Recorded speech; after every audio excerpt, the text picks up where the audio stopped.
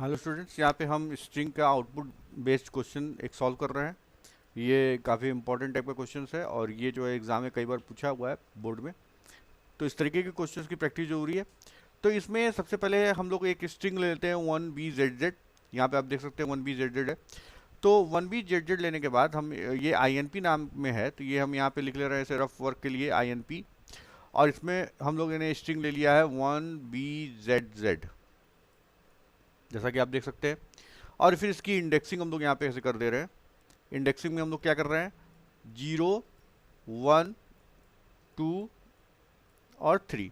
और उसकी reverse indexing होगी -1, -2, -3, -4। ठीक है।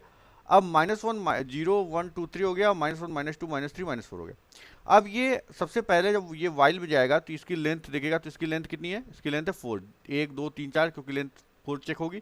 तो 4 is less than equal to 4, ये कंडीशन हमारी ट्रू हो गई। तो ट्रू होने के बाद यहाँ पे आएगा और ये देखेगा, पहला इफ चेक होगा, इफ -1 -1 Z। तो आप देख सकते हैं कि इफ -1 Z है, यहाँ पे रिवर्स इंडेक्स में Z है यहाँ पे, इसलिए ये इफ चल जाएगा। और यहाँ पे नया जो INP बन जाएगा हमारा, वो INP इक्वल टू क्या हो जाएगा, INP 0 से लेकर 3 तक तो 0 से लेकर 3 तक का मतलब होता है ये वाली रेंज। तो यहाँ पे हो जाएगा 1BZ जो नया INP बनेगा, और उसमें C जुड़ जाएगा, यानी 1BZC। तो ये ट्रू हो गया। तो अब हमारी नई स्ट्रिंग ये हो गई। अब इसके बाद जब एक इफ चल गया है वाइल में, तो दूसरा, तीसरा, चौथा एल्स, जो एलिफ एलिफ नहीं है वो नहीं चलेगा। और एक इफ चल चुका है, इसलिए एल्स भी नहीं चलेगा। ठीक है, इतना तो क्लियर हो गया होगा सबको।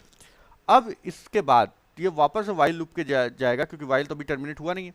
तो इसका फिर से लेंथ निकाला जाएगा। तो इसका जब फिर से लेंथ निकाला जाएगा, तो इसका फिर से लेंथ है 4। क्या लेंथ है इसका, 4। तो 4 लेंथ जो है हमारा, फिर से कंडीशन चेक होगा, 4 is less than equal to 4, ये ट्रू है। तो ट्रू होने का अर्थ फिर से इसमें आएगा। और अब की बात जो है, आप ये देख सकते हैं, इसकी फिर से इंडेक्सिंग करनी होगी। तो फिर से हम लोग इंडेक्सिंग कर लेते हैं इसकी। तो 1BZC में 0, 1, 2, 3, फिर यहाँ पे होगा -1, -2, -3 और यहाँ पे -4। अब पहला वाला इफ फिर से चेक होगा, -1 पोजीशन पे क्या जेड है, तो इसमें जेड नहीं है, इसलिए पहला वाला इफ नहीं चलेगा। फिर दूसरे वाले इफ पे जाएगा और देखेगा क्या, एलिफ ए इन INP, तो इसमें ए भी नहीं है। इन INP, इन क्या करता है ऑपरेटर, चेक करता है कि क्या वो इसमें स्ट्रिंग में है, तो देखेगा कि ए इसमें नहीं है।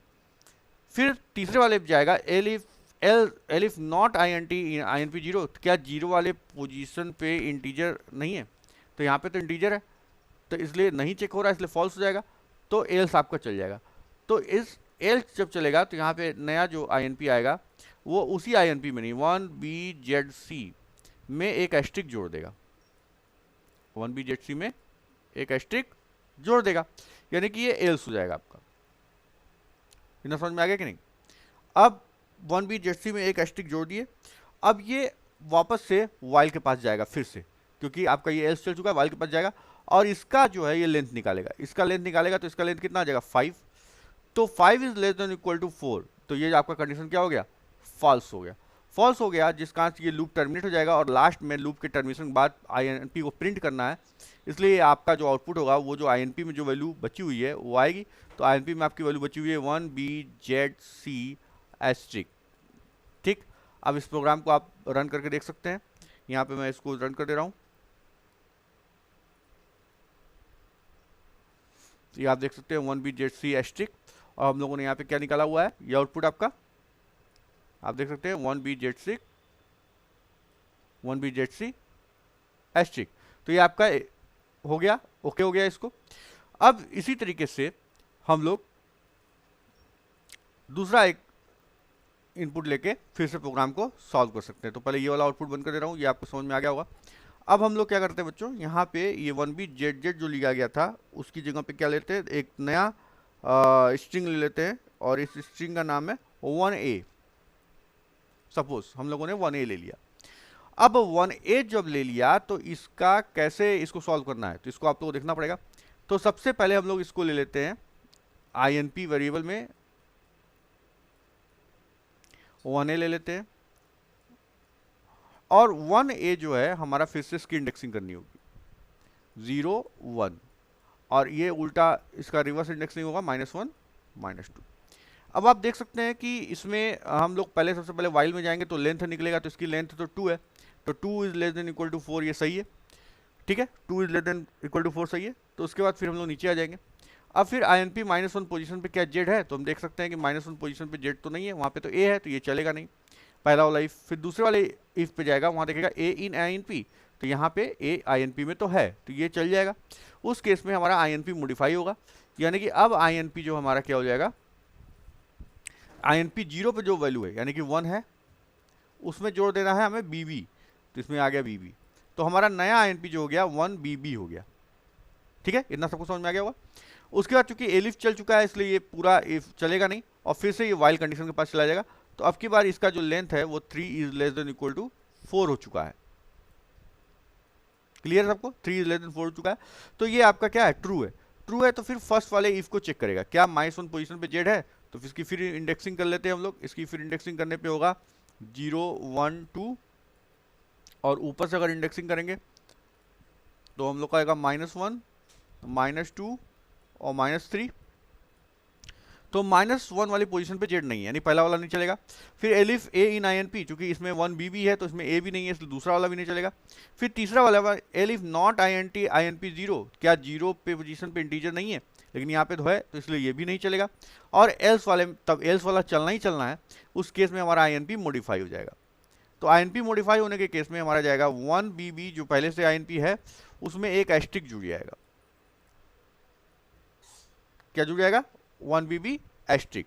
तो 1BB एस्ट्रिक जुड़ने के कारण से ये क्या हो जाएगा, फिर से अब ये एल्स चल गया तो फिर से वाइल लूप के पास जाएगा।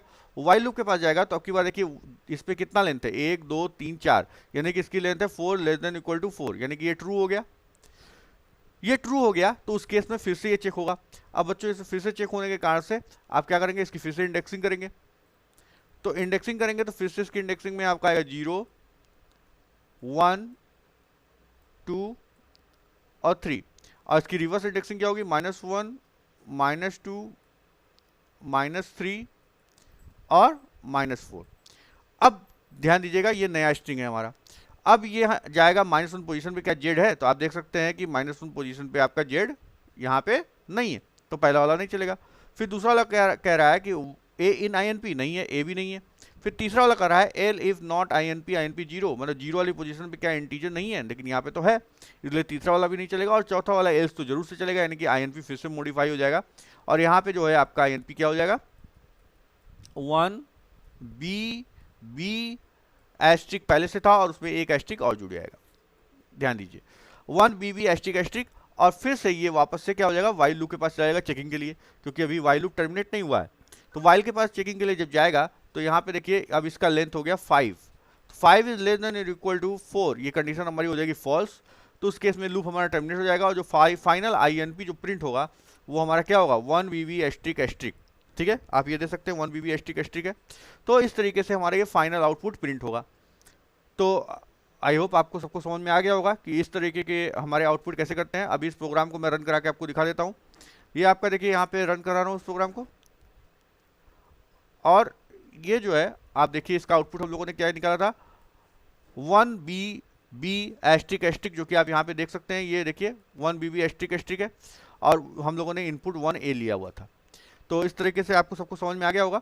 ठीक है, तो इस तरीके के कुछ और प्रोग्राम्स हैं जिसको आप प्रैक्टिस कर सकते हैं। इसके लिए आप एक प्रैक्टिस करने के लिए मैं आपको बता दे रहा हूँ। आपको एक स्ट्रिंग लेनी है ABC, दूसरी स्ट्रिंग है 0xy, और तीसरी स्ट्रिंग है XYZ। इसके लिए आप लोग प्रैक्टिस करिए इस स्ट्रिंग को रख के कि क्या क्या आउटपुट आएगा। Okay, thank you.